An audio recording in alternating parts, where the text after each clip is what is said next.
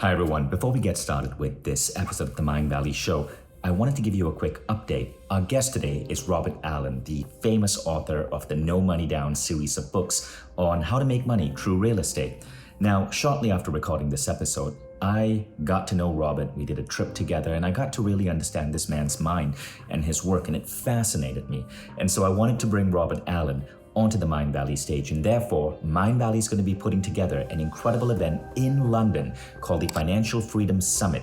It's happening November 17 to 19. Robert Allen is one of the many speakers we're going to have, and if you're interested in learning how to earn money through real estate, you need to be there. So for now, bookmark this link, mindvalley.com/London. More on it at the end of the podcast. In the meanwhile, enjoy this mind-expanding interview with Robert Allen. After I graduated from university, there were two books that I happened to stumble upon that changed the trajectory of my life. The first was The Cash Flow Quadrant by Robert Kiyosaki. The second was by Robert Allen, and it was called Multiple Streams of Income. Now, both these books got me thinking about life in a different way. You see, like most of us, when I went through traditional education, I was trained to be the best programmer I could be. But if I was just programming and only doing that, I would never truly get wealthy. That book inspired me to start a business on the side as a side hustle in addition to my regular job. I would come back from the office at 6 or 7 p.m. in New York and start building a little e-commerce store to sell meditation CDs. And in the first month, I lost $800. The second month, I lost $300. But a third month out, I was making $4 a day in profit. But that profit continued to steamroll, and it continued to grow bigger and bigger and bigger. Eventually, that company became Mindvalley. And the book that inspired me was the book by our guest today, Multiple Streams of Income by the legendary Robert Allen. Wow. Robert, welcome to Mindvalley. Oh, that story, I've not heard that story. So, wow, I'm blown away by your success. So I believe it was 1999 when I read that book. Yep. And that was the same year the book came out. Yep. Right. So firstly, thank you for that. Thank you for, in your way, changing the trajectory of my life. Oh, my, thank you. And you are changing the trajectory of so many people's lives now. I mean, I just was here at your event. It's unbelievable.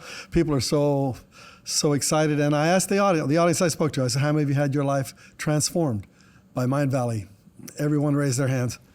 Thank you. Thank you. Well, I do my best, as did you. You have created courses, books, seminars that have sold billions of dollars, yes, right? Yes. Because you have taught so many people how to reach their dreams through this concept of real estate investing as well as multiple streams of income. And that's what I want to ask you about today. Multiple streams of income and designing a life where you have multiple streams of income is a really important thing. But many people don't know how to get there. So let's talk about why is that important and how do we get started? Well, first, are you going to tell me about what that is on your arm? This gold tattoo on my arm. Robert, do you have any kids? I have 3 children, absolutely. How old are they? No, they're in their 40s now. Okay. So my little girl is 9 years old. And we are here at A-Fest, the Mindvalley Festival. We just came back from this beautiful party on a fortress in a hill in Cartagena, Colombia. And when a 9-year-old girl goes to her dad and says, I'm going to put a tattoo on you, a removable tattoo, it is so hard for a man to say no. Yes, that's right? true. And so I have this tattoo on me, and I totally forgot that I'm going to be recording today. But I'm going to keep it on. I want one. Dude, I'm going to have my 9-year-old tattoo you too. I would be thrilled. So multiple streams of income. Well, what did COVID teach us? It teaches us that many people had their businesses die on the 9th of March, 2020. It died. The world shut down. So millions of businesses shut down. However, believe it or not, there were 5 million new millionaires created during COVID. Why? Because they pivoted, and probably pivoted because they had some other streams coming in from other sources. And so if one stream dies, then you have another stream, a few streams that keep you going, so you can launch another stream. And in terms of my speaking business, I was speaking all around the world, China, Russia, Japan, Australia, worldwide. I loved it. But coming back from Japan on the 9th of March, we got into the country on that final day, and then my speaking business died the very next day. Well, I have multiple streams of income. So it wasn't like, oh, darn it, what am I going to do? You go on welfare? No, I'm just going to turn to another stream of income. I have a database. I just go to the database. What would you like me to sell you if you want to be honest? And what they wanted me to sell them is while they're stuck at home, I said, well, everybody's got a book in them. So I've got 17 books with my name on it. So I'd like to show you how you can become a best-selling author. And so they stayed at home. I stayed at home. And I just taught a couple of hundred people how they could launch their. So anyway, everybody needs multiple streams because of safety. You need multiple. Just like everybody tells you, you need to diversify in your stock market. You need to diversify your streams of income. Therefore, each stream of income is from a different type of asset. So real estate would be one stream of income. Having a business where you're marketing a product, maybe online, would be another stream of income. Marketing information, frankly, as I was teaching these people how to market their own books, how to sell information, how to invest in the stock market, how to invest in tax lien certificates. Crypto really wasn't very big when I launched multiple streams of income. This was in 1999. There was no crypto. There was really not much of an internet, frankly. So as new things pop up, you ask yourself, well, would that be something I'm interested in? If you're not interested in it, don't do it. If you're interested in it, you say, well, I wonder if I generate a little stream of income from that. And that's number one. Must have multiple. Now, the second fundamental principle is you want the stream of income to be eventually money while you sleep. It should be residual. It means when I wake up in the morning, there's money underneath my mattress that's grown there while I was sleeping.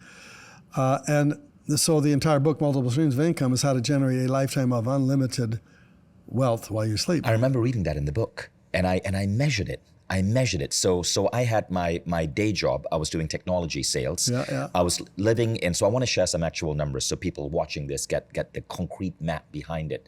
So I was, my girlfriend back then was a European. She didn't have a green card, so she couldn't work. We were about to get married. We were living in Manhattan, New York, super expensive city.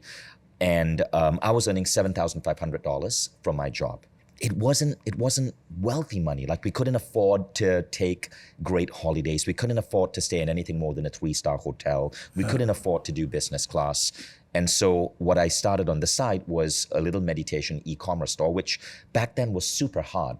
I was a programmer, so I could code everything myself. I coded my own checkout. I coded my own CRM. But today you can do that on Shopify. Yeah.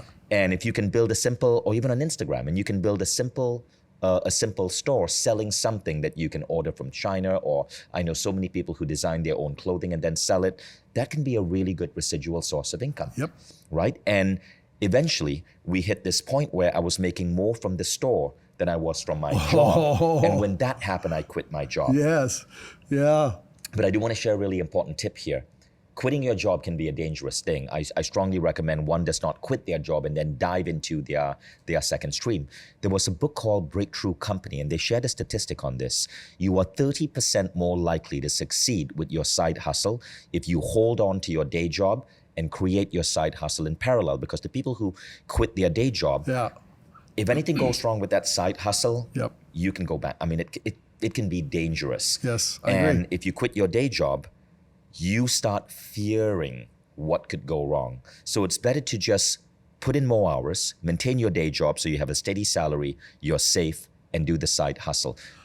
Statistically, you're 30% more likely to succeed. I agree with that. And when I teach my books, I'm always trying to design things that are safe for that ordinary person. However, I'm going to now digress in a totally different direction by saying, when I did my thing in real estate, I made my money, I had streams of income coming in from it. I had a hunch, and sometimes your hunches are really strong. So my hunch was, I was a student in Stephen Covey's class at BYU. So 7 Habits of Highly Effective People had not been written yet, but he had some other kind of regional books. And he was a great teacher. We had to fight to get into his class, and he had us write our goals down. And so one of my goals was to write a book. And no, I'm a student at school. What am I going to write a book about? I don't know. I was probably inspired by him and all that stuff. So when I graduated, I couldn't find a job. I had an MBA. Nobody was hiring. Bad economy. So I followed my hunch. I said, I'm just going to go start buying real estate right in my own little city, and made $1 million in the next couple of years. Became financially, set. And I was reminded by what Covey had said. It's time to. So I'm driving down the freeway, and literally, it's almost like a voice. It was like, it's time to write your book now. And it was very, very profound. I was making some good money, and I also was selling some real estate on the side. I was as an agent, so I was making money from my deals and money from so I was making good money, kind of like about what you were making. And as soon as I got that message, it was like, why now? It's time to write your book now. So I went into my boss and making good commissions from my selling. And I said, here is my real estate license. I will never sell another piece of real estate for commission ever again. Thank you very much for the training. And I literally gave him my license back. And I went home, and I was saying to my wife, well, I'm gonna write a book now, not knowing how long is this going to take? What does it entail? Never having read a book or written a book before. And the way I sold it to her, as an agent, I had sold a property to somebody who owned a house in Hawaii on the beach. And so I went to him and I said, will you let me go to your house and spend a week or two and write this book I want to write? So he said, fine. So it was basically free for me, but it was like, okay, now it's time to write my book. Now that was in 79. So we know that the economy in 74 was terrible, 75, 76, but as we started getting into 79, 80, interest rates started peaking. The baby boomers were just hitting at that moment. And so we have all these baby boomers wanting to buy a house, and the interest rates are high and nobody can afford it. And this crazy book shows up, How to Buy Real Estate with Little or No Money Down. And it was like, if I had written it 2 years later, year earlier, no, it was #1 New York Times bestseller. Wow. And so I did just the exact opposite of what you said. But you'd already made millions, right? So you had a know cushion. what kind of millions had I had? I had $1 million in equity, and you know what that's like. Right.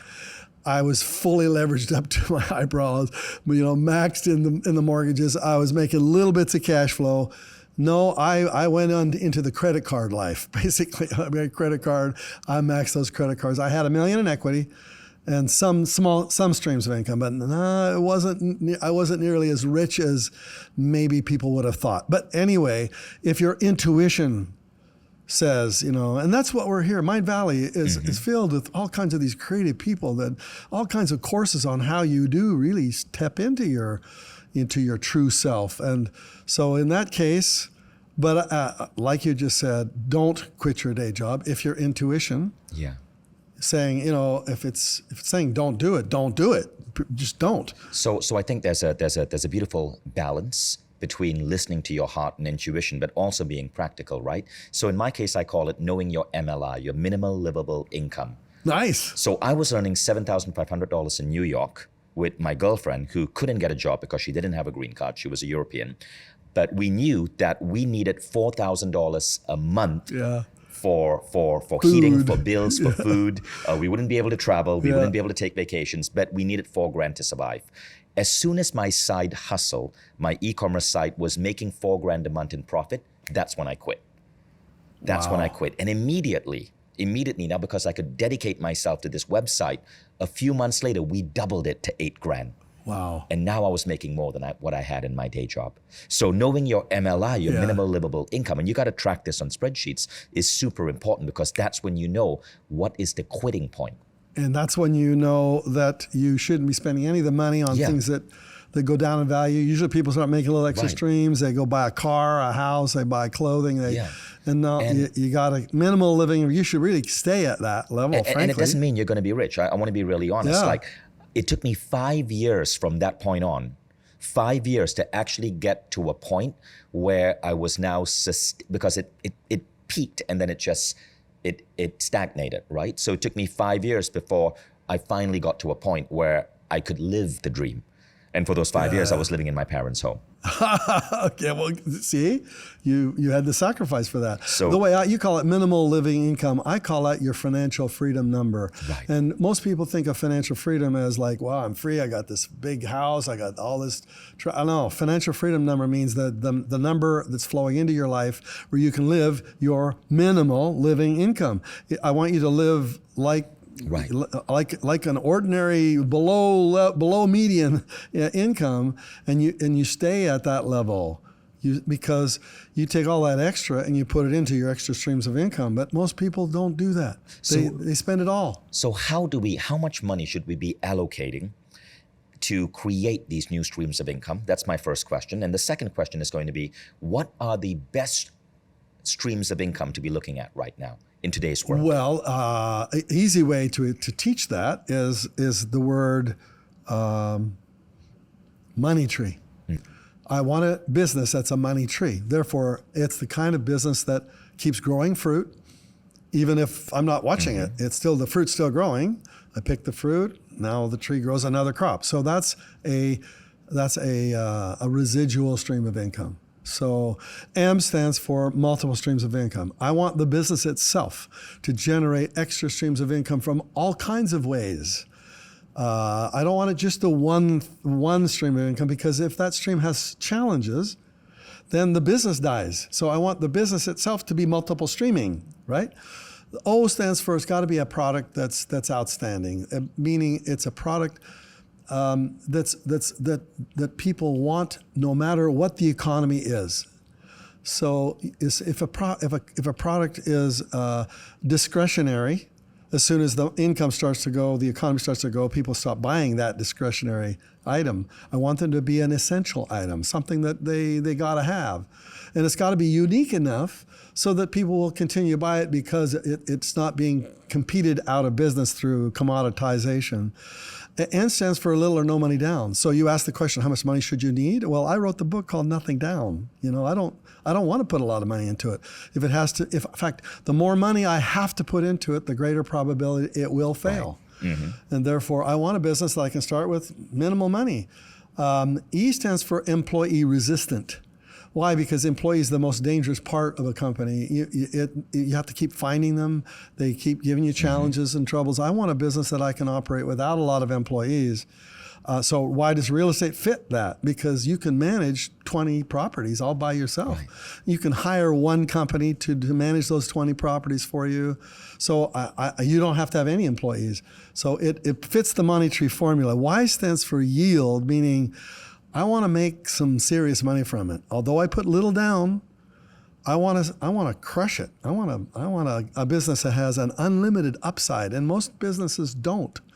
They don't scale. Mm-hmm. So, like you said, your business scaled up to a certain level, a certain plateau, and then you had to figure out, how do I get this thing to scale? We had to radically change the business model. Exactly. To go from that one level to the level you're at today, you had to totally radically change everything around it. And so I want a business that's scalable. That's where the yield comes from. T stands for trend. There has to be a trend. So you caught the trend. You caught it. Real estate, I told you, I caught the trend at the right time. And then for every stream of income I want to add, am I on trend here? So I started my businesses when there was no internet. Yeah, but when there became an internet, somebody came to me and they said, Robert, are you making any money from the internet? And I said, no, I'm making lots of money from real estate, or my set real estate businesses selling information. And he said, well, I just launched this little website, and I have like 1,500 people who come, and I teach them how to make money on the internet. And he says, what can I show you? And I said, no, I don't want to do that. And he said, no, I'll come to your house. He said, I'll sit at your computer, I'll push a button, and I'll make money from you in minutes. And I'm thinking, well, yeah, come on to my house, show me how to do that, right? So he comes to my house and he goes, okay, I have this database of 1,500 people and I can communicate with them. I said, let's send a message to my database. So I'm here in Robert Allen's house. He's a famous millionaire maker, and he has this program called Multiple Streams of Income. It was that tape program from Nightingale Conant. And he goes, and he said, how much is it? I said, it's like $100. He said, will you give him a 50% discount? And I said, well, I could probably get some from Nightingale Conant. Sure. Okay, so he says, I'm here in Robert Allen's house, and he'll give this program, it's 50% off, but only have to if you respond within the next hour, right? Right. So he sends the message. He says, look at your watch. And I'm looking at my watch, my on the time, the second, and he goes, let's see how long it takes. So 61 seconds later, ding on my email, ding, ding.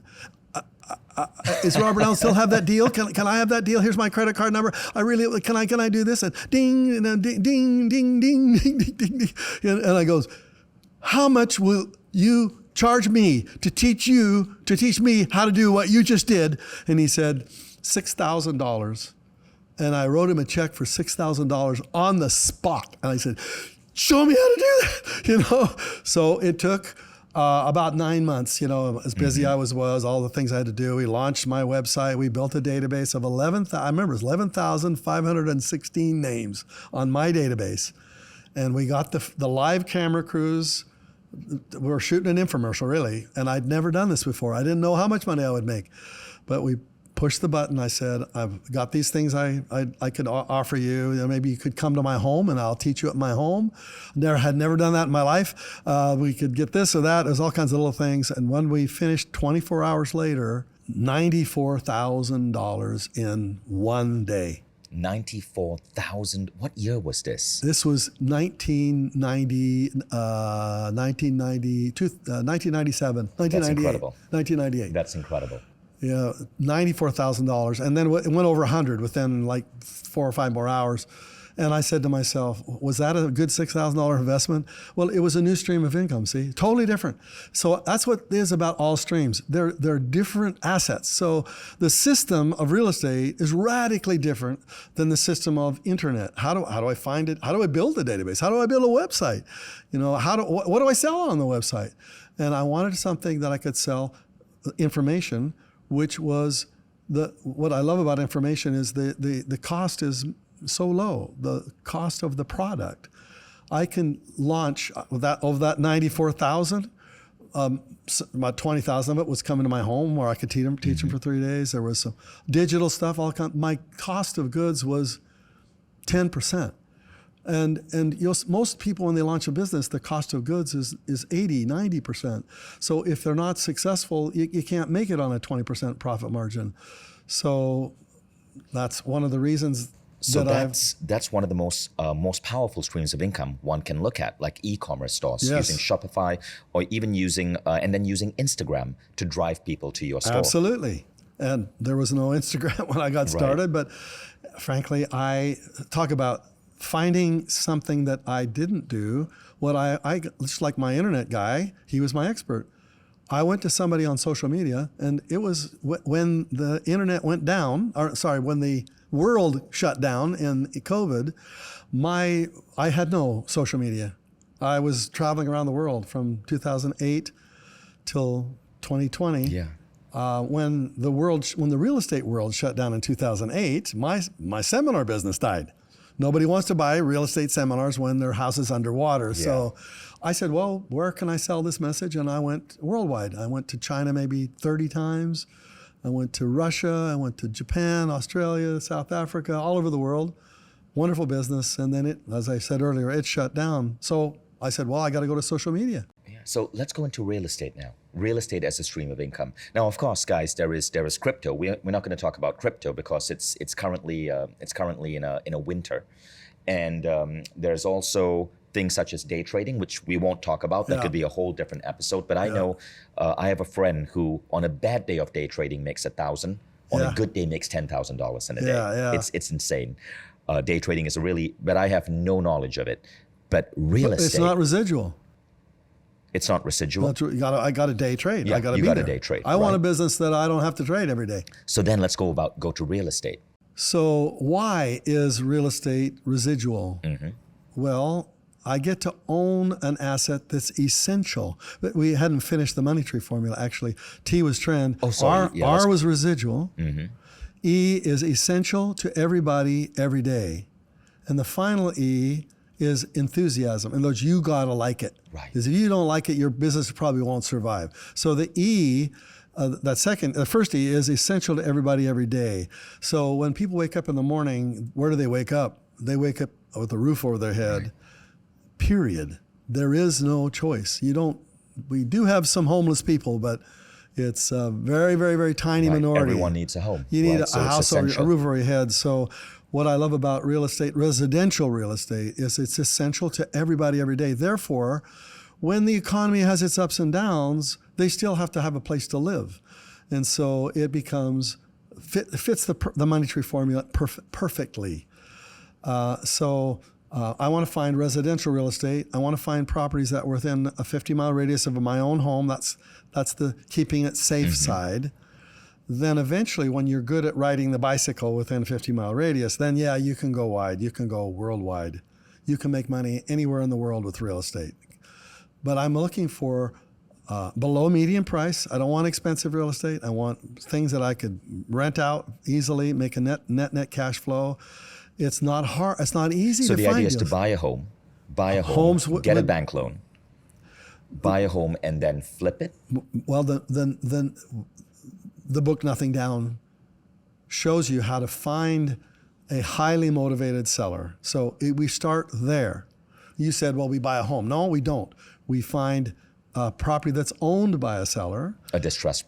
That is I call that person a don't-wanter. Got it. Now, only 1 to 5% of the people are don't wanters. And what happened during COVID? Because all this money flooded into the world, people were taking their little money checks and they were buying real estate with it, and the real estate market just exploded, sometimes doubled in a short period of time.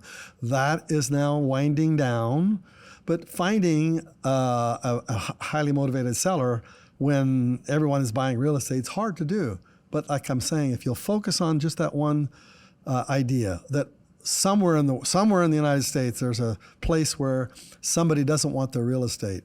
And how you find that person is a little tricky. It takes time to look. How many do you need? In my book, Creating Wealth, I say you should be buying 2 properties per year for 10 years. 2. You buy them and you rent them out. So it takes you 6 months to find one. If you don't have a lot of cash, well, there's 50 nothing down techniques. I can show you how to do that. Point is, make a decision. I'm going to buy 2. Now, you mentioned Robert Kiyosaki. I don't know if you know this.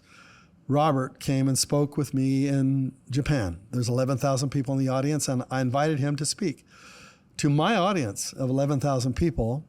So we had one day, just the 2 of us. And Robert is there, and he takes out a copy of Creating Wealth. And he said, you must read this book. And he said, in 1988, I read this book. And it said in the first 2 or 3 chapters, you got to buy 2 properties a year. So I turned to Kim, his wife, and he said, go do this. This is good. This is another stream of income for us. And Creating Wealth is by whom? By me. You wrote Creating Wealth. Okay. Creating Wealth, my book. It's my second book, my second number one. So Kiyosaki turned to his wife, Kim, and asked Kim to buy 2 said, Kim, properties go buy, this is Creating Wealth, go buy it. He was, I'm sure, successful in a lot of other businesses he was doing. She did her 20 properties in 18 months. And to this audience of 11,000 people, he said, today we own 6,900 properties. So one of the, you're two authors of 2 books that trying to change your life. Robert you actually inspired Robert Kiyosaki. Exactly. So that's incredible. It's finding highly motivated sellers is hard, and people quit. I tell them you got to look for 100. You got to look at 100 properties. You got to make 100 offers, really. And okay, so but how do you buy the property with no money down? Well, do you have a couple of months? Here's how you do it. You look for highly motivated sellers who own property that they don't want. And I know people are going to say that's impossible. I'm going to tell you, 1 to 5% of the people, they just inherited a property, for example. They don't want it. It's rented to some tenants. The tenants are driving them nuts. He said, they left me this property. I don't know what to do with it. What shall I do? Right. And so now they've got some vacancies, and they're just driving them nuts. So they put the property up for sale. You talk to them. How can I solve your problem? I'd like to solve your problem in a way that solves my problem. Your problem is you need to get rid of it. What are you going to do with the money if you sold it?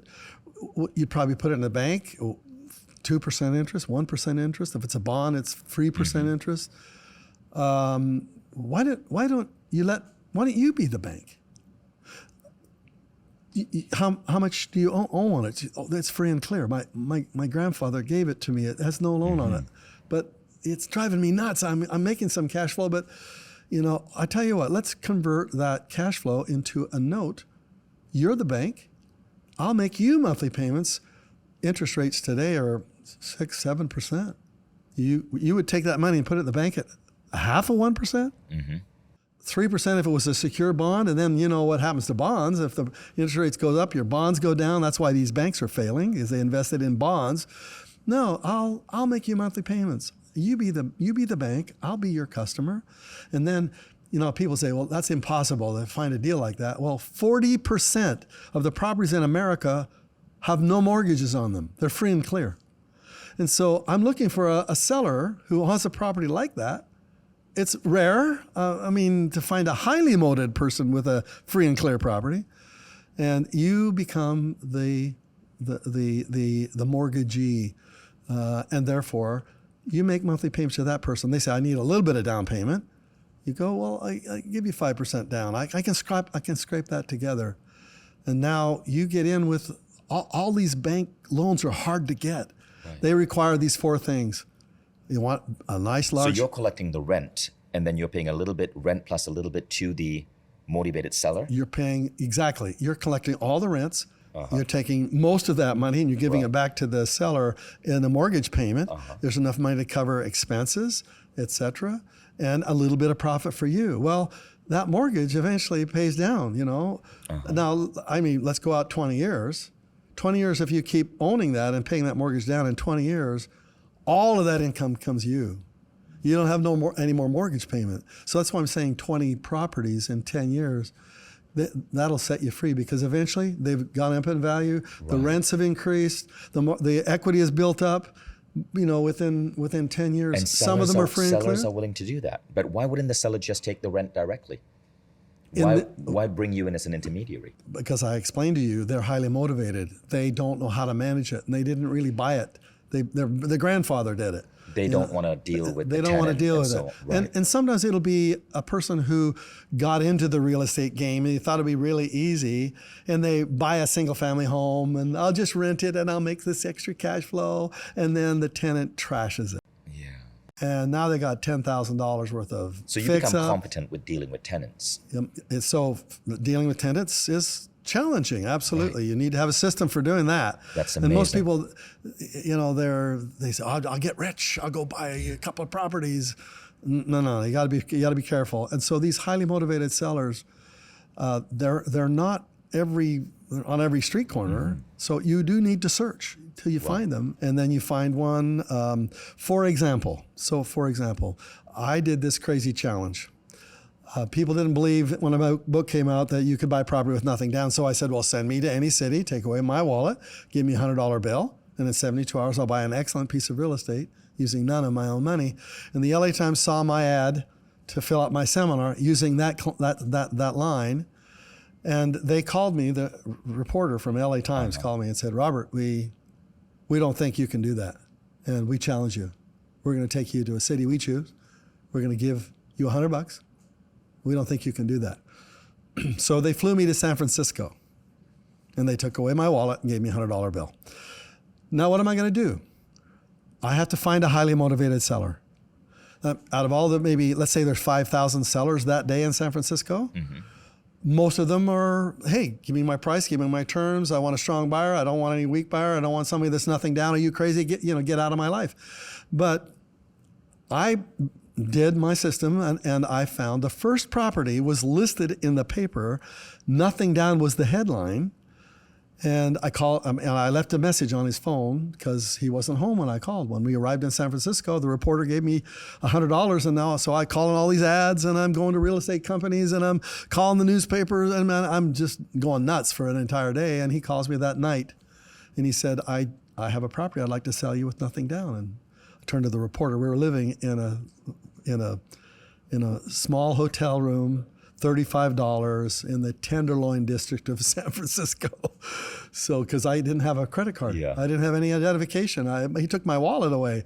So, but I had a telephone, and he called me, and he goes, "I'll sell it to you for nothing down." Now, was he highly motivated? No, he had bought it cheap, completely a bargain property, paid for cash for it, bought it really low, fixed it up, put money more into it, fix it up till it now is beautiful. Nothing wrong with it at all.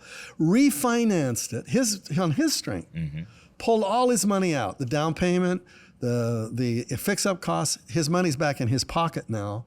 What he wants is to claim some profit from. So he had a $33,000 in profit, and he said, "Give me a note, make me monthly payments." Right. Nothing down. So within 24 hours, I had found my first property from a seller who was looking for that to be able to turn that profit into cash flow. Now, the next two properties I bought 7 properties in 3 days with nothing down, and gave the reporter $20 back in change. Right. The next 2 properties I found were sight unseen in Sacramento, about 90 miles away, from a seller who had 2 free and clear homes, no mortgages on them, but had traded into those homes from a mobile home park that they hated. It was a nightmare. And so a realtor had said, "Well, I have a hard time selling this mobile home park, but I have this investor who will trade for these 2 homes. Will you take these 2 homes?" And they're free and clear. And so the owner said, "Yeah, I'll take that." And then when I called him on the phone, he said, "Well, I don't really want these 2 homes. What I want is cash flow. Send me a check every single month." And so I bought these 2 homes, sight unseen. No money down. No money down. And then you're getting the cash flow from the existing tenants. Exactly. Rented out. I held those homes for like 8 years, and then I sold them myself, nothing down. Took a big note. And so what I'm trying to say is, if you're looking, you find it. And most people don't look because they read the newspaper, and the newspaper says interest rates are going through the roof. Everybody's trying to sell because the market's That's really incredible. hot, and therefore. So people can go deeper into this in your book, No Money Down. Oh yeah, absolutely. Okay, Yeah. now let's talk about tax liens. What are tax liens? Well, guess who's the highly motivated seller on a tax lien? Well, firstly, what is a tax lien? Very good question. When you have a home, the county charges you taxes so they can pay the schools, the police, the fire department, etc. You pay these municipal taxes from the home that you bought. But if you don't pay your taxes, the county of that state says, "Hey, wait a second. We need this money to fund the police department. If you won't pay it, we're going to put a lien on your property, and we're going to sell that lien to another investor who will buy the amount of money you owe. So you owe $3,000 in taxes? I'm going to let somebody else pay those taxes for you because we need the money." And we sell a tax lien. Now, that investor buys and pays the $3,000 in taxes. The person who owns the home still owns the home, but somebody else paid their taxes for them. The county charges a penalty of sometimes 8%, 10%, 18%, 25% tax. Texas is 20 plus percent. And therefore, as a lien holder, when the taxes eventually end up being paid, because either the person loses the house and the taxes get to be paid, the lien holder is the state, and they have the first lien. They have the first lien above any mortgage, above anything else. So the government gets paid first, period. So if a person invests money in that tax lien, they get paid first no matter what. So they get their money back plus 20%, plus 30%, sometimes 50%. and that's a tax lien. So I can invest my money and the government guarantees it. It's a guaranteed money, and most people don't even think of it. But this is the sexy part. 3 to 6% of the time when you buy a tax lien certificate, the person defaults on the home. They couldn't pay their taxes and they can't pay their mortgages, and they lose the house. Well, when the house gets lost, what's the first mortgage? It's the state, the lien holder. Right. You, if you invest it, you own the lien, and the government will repossess that property to get their money, and sometimes they'll repossess the whole thing, and you'll end up owning the home. Or if it's a piece of ground, a lot, a single, maybe even an apartment building. Craziest reasons why people don't pay their taxes. So 3 to 6% of the time, you end owning the property itself. So that's a backhanded way of getting. How does one find tax liens? You go to the county. There are 3,000 counties in the United States. You go to whatever county that you happen to live in. You say, where are the tax, the tax deeds or tax sales from that county? Right, listed. Most of them are listed. You can see them, and they will list thousands of them. I mean, it blows you away. Right. Thousands of them. You can literally buy like you were at a store. You can buy it from the county right there online and buy it, invest in that tax lien. That's incredible. I did not know that entire world even existed. Oh, well, there's a whole chapter in Multiple Streams of Income about that. And it's now, is it easy? No. Well, there are thousands of them. Right in America, there are probably 500,000 of those right now, all across America, on every county. They all have them. Some of them will do it slightly differently. There's different kind of states, et cetera. But when you go you dig deeper, you ask yourself, do I want this property? Well, when I got started, we couldn't go online and research things internationally. But now with software like PropStream, for example, that's just one of them. It's cost like $100 a month, and you can look at every single property in the United States. You can see it, and you can literally Google a drive down the street, you find a property that's available for sale. It has a tax lien against it. You look at the picture of it. You drive down the street. You see the neighborhood. You literally can do your analysis. We couldn't do this, 20 years ago. Today, it's unbelievable. And all it takes to build these multiple streams of income is to be aware of these unusual ways to create those streams. Real estate tax liens, love these. Yes. So, as we wrap up, what would be your final advice to our audience? You need multiple streams of income. It needs multiple streams of residual income. So don't buy a business that requires you to be there. First, yes, it's going to take a while, just like your 5 years that you spent into it. It was 5 years of hard work. Yeah. And then eventually it got to the point where it made you free. So you're going to do that, just like you did. Your story is a perfect example. So you got to put 5 years into it, and probably it'll be. And if you walked away from Mindvalley today, you love it. So that's why you're into it for 25 years. But if you did, it probably would send you streams of income forever. So find something you like, you got a passion for. Make sure it fits the money tree formula, multiple streams, outstanding product, yield, all that. And then make a goal to set something this year. Say to yourself, I want a side hustle by the end of this year. One side hustle. Gary Vaynerchuk made that famous, the side hustle. I like that. It's a great way of describing it. You're going to do it on the side. You're going to hustle on the side. Find something that turns you on. And then I suggest you never have more than 3 at a time. Because if you get into 4, 5, 6, 10, you get overwhelmed. And therefore you put all your money into 10 different projects and they all fail. I want you to take one and make it work. It's exactly what you did. As soon as you got rid of your job, you focused 100% on Mindvalley, and it worked. Then now you've got other things going on. You've got other streams of income going on. So make it work. Have 3. One is where you put like 80% of your time into. One where it's like 15% of your time you're tinkering, you're testing it out. One you put like 5% of your time in. Why 3? Like multiple streams of income, I want you to have multiple projects because you never can tell when things go nuts. So for me, when I wrote my book, because I went all in, I wrote my book and had my little seminars on the side, I didn't realize that my seminar business, my information marketing business, would be 1,000 times more profitable than my real estate business. I did a little 5% and make a little extra cash flow to help with my monthly payments on my real estate deals.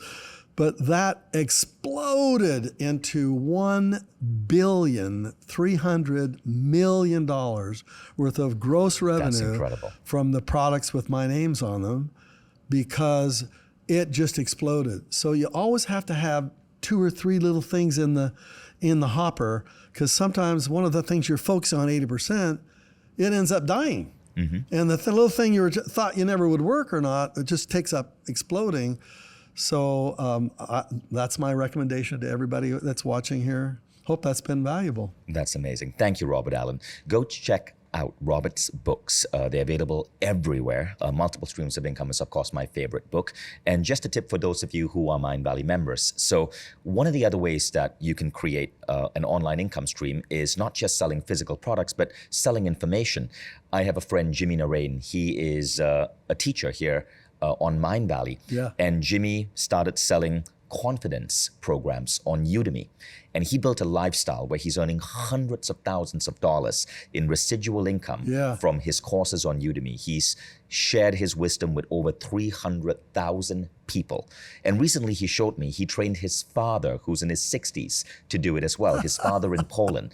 Now, Jimmy produced a program called Course Pro. I'm the co-teacher in that program. Oh, cool. Course Pro is part of Mindvalley. You can check it out on Mindvalley. Again, it's spelled Course space Pro. And Course Pro teaches you how to take whatever knowledge you have, whether it's on, prompt engineering, or it's on confidence, or it's on style and dressing, or on charisma. And it teaches you how to monetize that knowledge and create a powerful stream of income selling information. Jimmy's a master of it. He's one of Udemy's foremost teachers. And I have sold close to $500 million worth of online courses. So both of us have come together to create Course Pro. So go check it out. If you're a Mindvalley member, it's already part of your membership. And if you aren't a Mindvalley member, you can get a membership on mindvalley.com. And I hope that is really beneficial advice for you. Thank you for joining us on the Mindvalley Show. Robert, thank you for sharing your wisdom. Vishen. I'm going to start checking out tax liens and properties for no money down. This was mind-blowing for me. So truly appreciate you and the impact you had on my life. My honor to be here. That's why we do this. We want to. How would I have known that you picked up a copy of my book in 1999, and today now it's 24 or 5 years later, that this is what happens when you're an information marketer. You end up meeting your students decades later, and you realize the impact you have. So we do this not just for the extra stream. We do that for the stories. The schooling system teaches you to get a job, right? But that's a single stream. Yes. And so what your book did was it opened me up to the idea of multiple streams, and that transformed my life. The multiple stream concept is life-changing. So I hope you guys got a lot out of this, and I'll see you in the next Mindvalley show. Bye-bye. Thank you, Robert. You're welcome. If you enjoyed this conversation with Robert Allen, I got to share a story with you. So as I got to know Robert, we actually went on a road trip together to Lake Como. I wanted to understand this man's mind, and I wanted to kind of get him to mentor me a bit. I was always fascinated with property, and it was my goal to own apartments that I could live in, that I could someday pass to my children.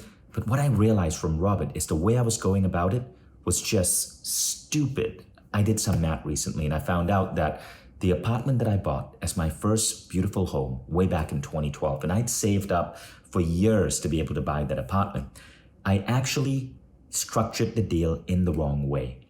And as a result, if I had done it right the way Robert had suggested, today in 2023, I would be approximately $1.3 million wealthier. 1.3, that's almost $100,000 a year I lost because I did not buy my apartment in the way Robert would have suggested. And so it's fascinating when you understand how these tiny decisions add up, thanks to the miracle of compounding interest and thanks to really understanding the nuances of property investment. Now, if you want to understand how to buy houses, how to make money from houses, how to buy property with no money down, how to create rental income as a form of passive income for yourself, you definitely want to put these dates down on your calendar. November 17 to 19. We're going to be bringing Robert Allen and other wealth teachers live on stage at the Mindvalley Financial Freedom Summit. It's going to be live in London, so you can fly to London and join us live, or you can tune in on Zoom. It's a 3-day event, and we're going to be covering everything from trading, stocks, crypto, to property investing, to building automated businesses that can earn you passive income. In today's age, with so much unpredictability in the world, it is so supremely important to have passive income coming to you so that you and your family have a nest egg, so that you know that someday your financial dreams can become real and you don't have to worry about unknown events, unknown situations that might be popping up in this hard to predict new reality that we live in. So check out the Mindvalley Financial Freedom Summit. You are going to learn how to dramatically grow your income, again, through property investing, through trading, and through building automated businesses. And Robert Allen is one of our key speakers. Mindvalley.com/London. Go check it out. Fly into London to join us live or tune in on Zoom.